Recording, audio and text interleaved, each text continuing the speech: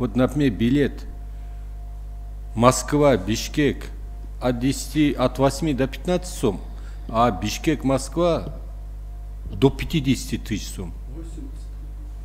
45-50 мың сомға счет. Почему так? И только у нас такие цены.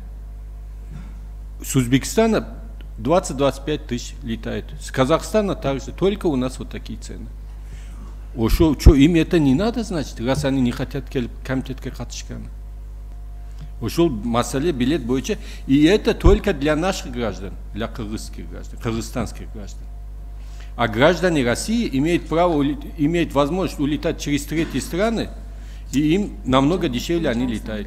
А нас через третьи страны Россия не принимает. Ошону давайте, ошо маселе срочно чечиш керек. И так уже мы месяц комитет открывает, там того нету, то этого нету. А сегодня, пожалуйста, опять никого из министров нету.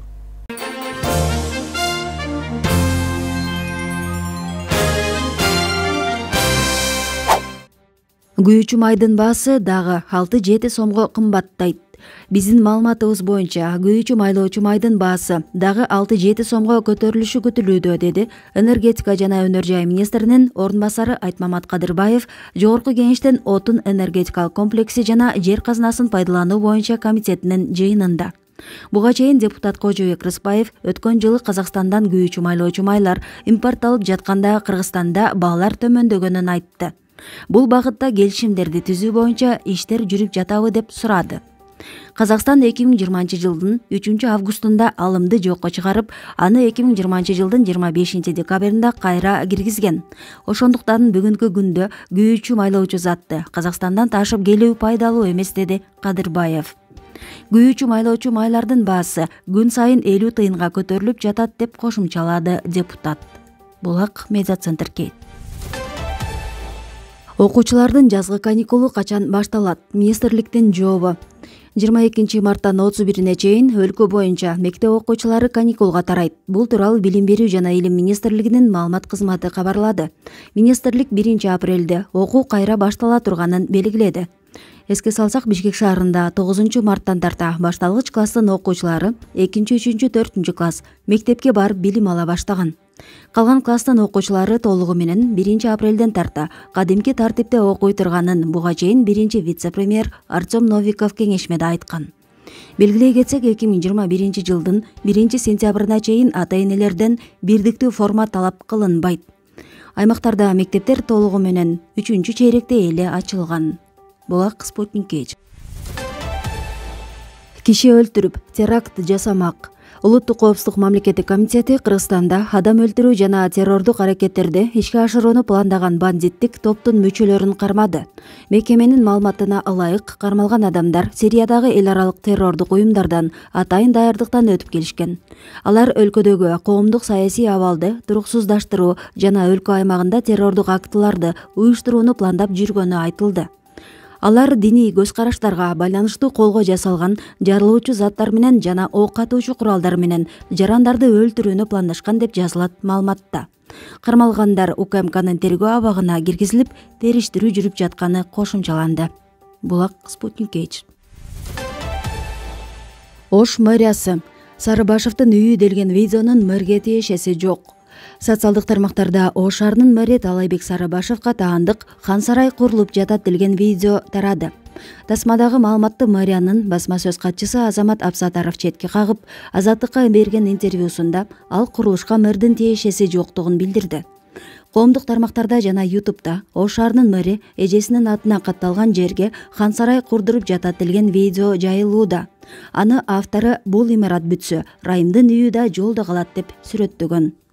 Мэриянын басма сөз катчысы Азамат Абсатаров бул маалыматты төгүндөп, салынып жаткан үй мэр Талайбек Сарыбашевга да, анын жакын туугандарына да тиешеси жок экенин билдирди. Анын айтымында бул жергиликтүү кеңешке шайлоо алдындагы саясий каралуу. Азыр Ош шаарындагы саясатчылар да, олигархтар да, байлар да бир эле маселе турат. Шаардык кеңешке өзүнүн таасирин көрсөтүп, партиясын алып келүү. Андан соң мэрди шайлоо. Бул шайлоонун шайтан оюну, каралоо, компроматтарды чыгаруу, ар кандай жала жабуу, мыйзам ченемдүү эле көрүнүш да, деди Азамат Абсатаров. Ош шаарынын мэри Таалайбек Сарыбашев 2018-жылдан бери мэрияны жетектеп келе жатат.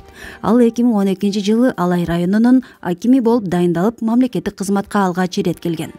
2015-жылы Ош облусунун губернатору болуп дайындалган. Казакстандын жараны ажатканага баратып, Казакстан менен Кыргызстандын чек арасынын аймагы аркылуу өткөн Чүй дарыясына түшүп кетти. Аймактык кабарчыга белгилүү болгондой, жашоочулар Чүй дарыясындагы Дунларов көпүрөсүнүн жанынан бир кишини байкап калышкан. Окуя болгон жерге куткаруучулар жана милиция кызматкерлери чакырылган. Алар келгенде аталган аял ажатканага бара жатып Чүй дарыясына түшүп кеткени белгилүү болгон. Жээкке өзү чыккан аялды Казакстандын укук коргоо органдарынын өкүлдөрү алып кетишкен. Булак турмуш кеч. Жалал Абад шаарындагы чоң көчөлөрдүн бири болгон Пушкин көчөсүнүн атын өзгөртүү маселесин шаардык кеңеш бүгүн 9 мартта элдин талкуусуна койду. Кеңешке келген кайрылууларда маалым болгондой, көчөнүн атын өзгөртүүгө Жогорку кеңештин экс-депутаты Самаган Маматовдун жана жеке ишкер Каныбек Ташиевдин ысымдары сунушталган. Пушкин көчөсүнө жогорудагы талкуудан кийин эң көп добуш алган Ташиевдин аты ыйгарылабы же Маматовдунбу эртең Жалал Абад шаардык кеңеши чечет. Бирок шаардык кеңеш буга чейин эл чечти деген жүйөгө гана басым жасап келгени белгилүү. Сунушталгандардын бири Самаган Маматов, Жогорку кеңештин экс-депутаты. Кыргыз Республикасынын мамлекеттик токой чарба кызматынын төрагасынын орун басары жана өкмөткө караштуу курчап турган Айлана чөйрөнү коргоо жана токой чарба боюнча мамлекеттик агенттигинин төрагасынын орун басары болгон. Самаган Маматов 2020-жылы 28 февралда 70 жашында дүйнөдөн өткөн. Ал эми шаар тургундары тарабынан сунушталып жаткан экинчи наам Каныбек Ташиевдин ысымы. Ташиев тууралуу коомчулукта кенен маалыматтар таркалбаган.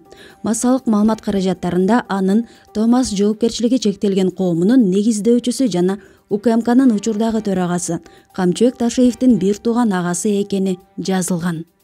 Каныбек Ташиев 2020-жылы 20-июлда 57 жашында каза болгон. Дарыгерлер биринчи адамдын көңүлүн дарылагыла. Мындай пикирин экс-депутат Садык Шернияз Facebook баракчасы аркылуу билдирди. Анын айтымында ал өкмөткө караштуу атайын ооруканада дарыланып жаткан Бексултан Жакиевден кабар алганы барган. Бексултан байкебиз ооруп калып дарыланып жатыптыр деп барсак, коридордогу дарыгер аябай суук мамиле жасады. Ызы чуу чыгарбайлы деп унчукпай кайта бердик. Дарыгерлер биринчи көңүлдү караш керек. Соо адамга ушундай мамиле кылса, оорулууну билбейм дейт Шернияз. Булак медиацентр кейт.